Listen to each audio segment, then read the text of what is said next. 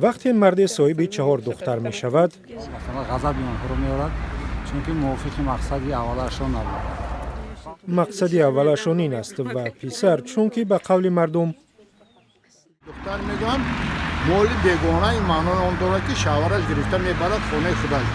پسر شود این نفتر هم حمایتگری وطن. یعنی به دختر به حیث مال می نگرند و یا جنس ناتوانی که قادر به تامین خود و خانواده نیست. به خاطر که پسرها کار میکنن، برای خانه کار میکنن، برای فامیلشون پول به دست میاره، از اون خاطر میگه پسر باشه. در تاجیکستان بسیاری از والدان به پسر برتری می دهند. تحصیل درست برای پسر است، خانه میراث پسر. پسر هر جا خواست می رود. دختران اکثرا از این حقوق محرومند. پدر میگوید که این رو من برای پسرم میدهم، این رو من برای پسرم ماندم. همین تبعیض و بی‌عدالتی است که در تاجیکستان از نصف بیشتری آنهایی که خودکشی میکنند زنان هستند. تنها در 6 ماه سال گذشته 120 دختر و زن تاجیک خودکشی و یا قصد جان خود کردند.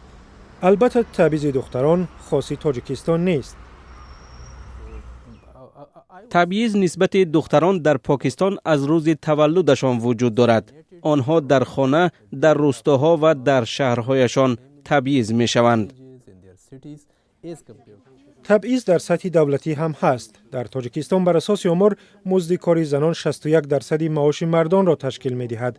رهبران 70% نهادهای دولتی مردان هستند، بقیه زن، چیزی که به اعتراف خود مردان درست نیست. دختران کلش یک نعمت خداست، چیزی را که خداوند برای که مقرر میکنه و هیچ بد نیست.